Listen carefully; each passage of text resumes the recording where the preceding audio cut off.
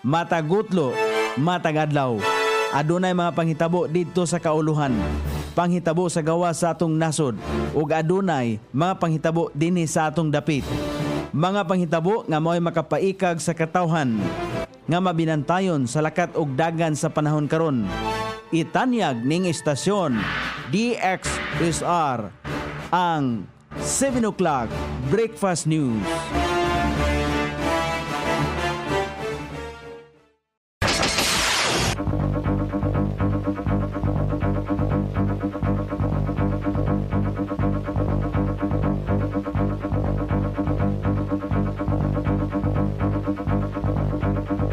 Higala, kumusta? May buntag Iligan, may buntag Mindanao, may buntag Pilipinas. Adlawng Martes, pizza 17 ning buwan sa Marso ning tuiga 2026. Sangan sa to station manager Pastor Robin Sulapas, kini ang inyong ka-SR Kabisaya Nonay B, ang muhatod sa hanay sa balita sa alas 7. O karon sa uluhang tudling sa tuma balita, lalaki nangawat og deodorant sa mall, nasakpan sa gwardya, gipiriso. ICWS nanawagan sa pagdaginot sa tubig, i-report ang illegal connection. Bright Minds Institute of Mindanao Incorporated magbukas na.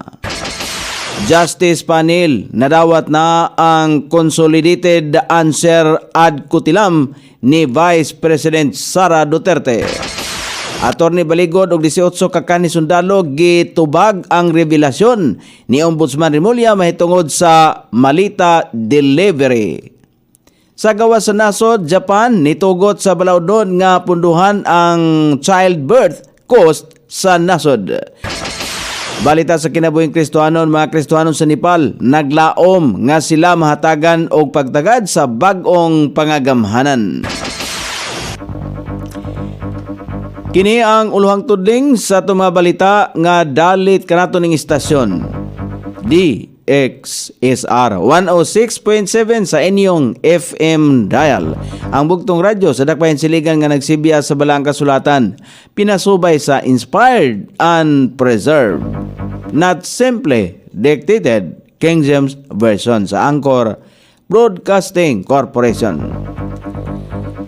O karon sa kompleto nga detalye, napriso ang 45 anyos nga lalaki human masakpi sa pagpangawat og deodorant sa sulod sa Gaisano Mall sa Barangay Villaverde niadtong Domingo sa gabi. Sumala pa sa investigasyon sa kapulisan. Alas 7:05 sa gabi dihang gidala sa complainant o arresting officer ang suspect sa police station aron i-report ang insidente. Nasakpan sa security personnel ang suspect ka residente sa Purok 3 Barangay Saray ning siyudad sa Iligan nga nagkuha og 8 ka deodorant spray gikan sa cosmetic section sa ikaduhang andana sa mall nga wala niya bayari. Namatikdan sa duty security guard nga walay resibo ang mga item nga gidala sa suspect. Hinungdan nga iya dayon kining gipahibalo ang internal security officer sa establishmento. Ang kantidad sa giingong gikawat nga mga produkto niabot sa 2,306 pesos. Sa pagkaron gibilanggo ang suspect sa police station samtang gihulat pa ang pagpasaka og gustong kaso batok ngadto kaniya.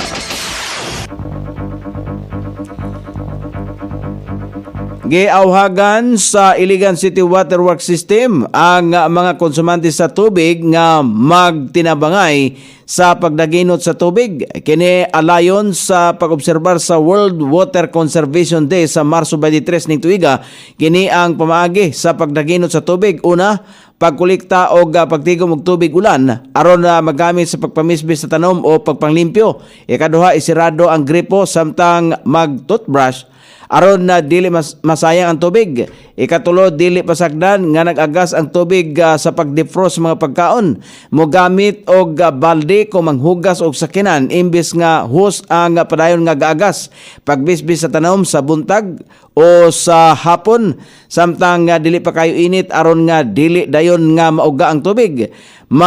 Maglaba kung puno na ang labada aron malikayan ang sige-sige o sunod-sunod nga paggamit sa tubig. Ayuhon dayon ang mga tagas nga sa gripo o tubo aron malikayan ang pagkausik sa tubig. Dugang hangyo sa Iligan City Water Works System nga i-report usab ang illegal nga connection o mga walay metro o mga gagamit og pump. Ingon man i-report ang mga mamatikdan nga naadunay tagas sa nagkalalaing tubo. Walay tuition og mga bayronon ang mga mo-enroll sa Bright Minds Institute of Mindanao Incorporated, BIM. Alang sa ilang ikaduhang school year, libre usab ang uniform ug ID. Og adunay allowance nga 2,000 pesos ang estudyante sa kada school year. Sumala pa ni Christian Gochiko, tag-iya sa BIM, ang bagong eskwelahan nagtanyag og senior high school nga adunay duha ka strands, ang Humanities and Social Sciences o UMS og General Academic strand GAS. Ang eskwelahan na nahimutang sa ikaduhang andana sa SRL Building, Obat Street, Ilaya, poblasyon ning syudad, kilid sa Metrobank, taas nga full house sa halo-halo og atbang sa Victory Bakery. Lauman ang face-to-face ang klase sa BIM sunod nga school year 2026-2027. Dili sama karon nga school year nga hybrid learning ang gihimong pamaagi sa ilang pagtudlo. Ang pagpangdawat o mga estudyante alang sa pag-enroll magsugod sa Abril 6 ning tuiga. Bisan pa nini bukas na ang eskwelahan alang sa pagpareserba og mga pangutana. Ang mga interesado nga mag-enroll sa BIM mamahimong mutawag o mutek sa numero nga 0961-875-9720 o sa ilahang landline nga 223-3789. Balita sa kauluhan, gikumpirmar ni Bicol Saro Party List Representative Terry Ridon nga nasumiti na sa House Committee on Justice ang consolidated answer ad kutilam ni Sara Duterte ni atong Lunes kung kagahapon adlaw alas 4:30 sa hapon. Sumala pa kang Ridon ang pagpasaka sa dokumento ang kabahin sa legal nga tubag sa Vice Presidente sa mga inisyal nga gisusi sa komite sa House of Representatives of the Philippines.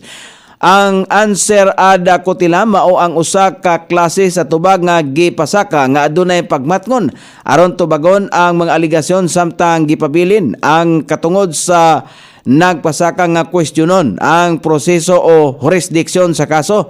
Sa pamaagi sa gisumiting consolidated answer, gilaumang iladlad sa kampo ni Duterte ang ilahang depensa o posisyon sa mga reklamo o hisgutanang nakaungong sa komite.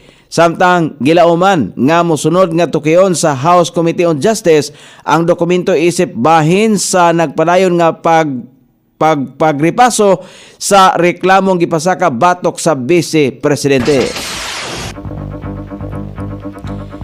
Gitubag ni Attorney Levito Baligod ang revelasyon ni Ombudsman Jesus Crispin Boyeng Remulla mahitungod sa gikaingong delivery sa mga balita nga nagsugod na sa wala pa ang kasamtang administrasyon.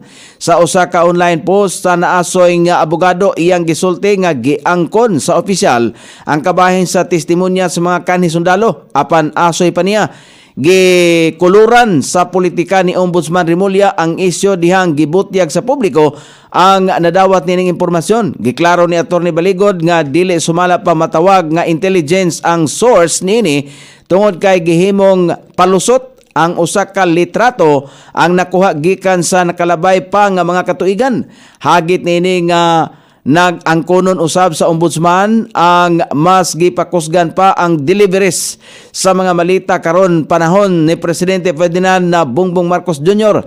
Kini sumala pa niyang aron dili siya maistoryahan nga nagpakabuta-buta lamang mahitungod sa aligasyon og ipakuyanap na ang revelasyon sa mga nagpailang mga kanisundalo. Kung mahinumduman sa nahitabo nga pulong balitaan, gibutyag ni Ombudsman Jesus Remulla nga usa sa mga nakitang hulagway sa malita delivery sa asoy sa grupo sa kuha ni atong panahon pa ni kanhi Presidente Rodrigo Duterte o former House Speaker Lord Alan Velasco. Dogang pa ni Ombudsman Boyeng nga base sa impormasyon ang sulod sa gikaingong pag-deliver sa mga malita mao ang kwarta. Apan iyang gikaingon kini nga nagsugod pa sa tuig 2022 o sa administrasyon ni Marcos Jr. So maluyo niini gihatagan og katinawan sa tanod bayan nga importante pa usab nga magsumiti og ang 18 ka kani sundalo og tagsa-tagsa ka gipanumpaang mga pahayag gawas sa joint affidavit dala sa buhatan. Nagtuo si Ombudsman Remulla nga angayan paghihapon nilang iladlad ang individual o magkabulag nga testimonya base sa personal nga nahibaluan.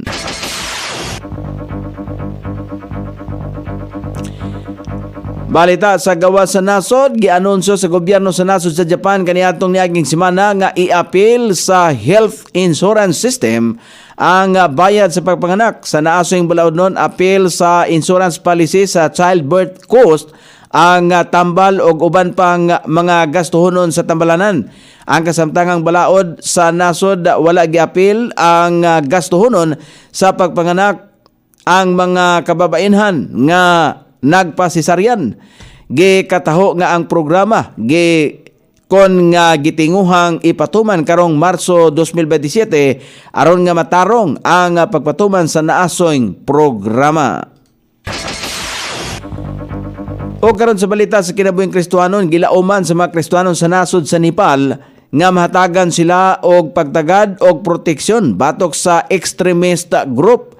Gitan-aw sa mga Kristiyanon ang kasamtangang eleksyon sa nasod isip pamaagi aron nga mahatagan sila og pagtagad sa bag-ong paggamhanan. Adunay mga Kristiyanon nga nagpadayon sa pagkamaigmat aron nga mahibaluan ang kalihukan sa mga katawhan batok sa mga Kristiyanon. Mahinumduman nga ang Nepal usa sa mga Hindu nation nga nataho sa tibok bahin sa kalibutan. O karon sa kahimtang sa dagan sa panahon, walay bagyo, walay low pressure area. Mayong dagan sa panahon, gawas lamang sa epekto sa northeast monsoon.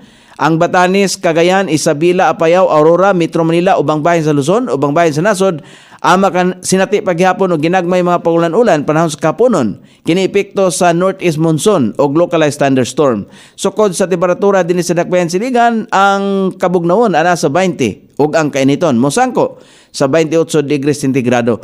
Ang adlaw misilang kaganiha sa alas 3 ug mosapon niya sa alas 7 sa sayong takna sa kagabihon. Inyong nabati ang kinatibuk ang hanay sa balita sa alas 7 nga dalit kanato ning istasyon DXSR 106.7 sa inyong FM dial. Ang bugtong radyo sa dakbayan siligan nga nagsibiya sa balaang kasulatan, pinasubay sa inspired and preserved, not simply dictated King James Version sa Anchor Broadcasting Corporation. Sangan sa tiksuwat sa atong balitang internasyonal ug sa kinabuhing Kristiyanon, Pitjan sa balita lokal, Coney Island, sa ato station manager Pastor Ruben Solapas. Kini ang inyong KSR Kabisaya Nonay B. Magpasalamat og mingon, mayong buntag, Iligan.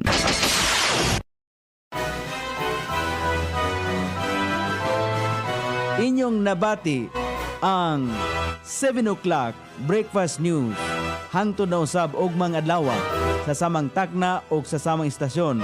Daghang salamat sa iyong pagpaminaw og maayong buntag.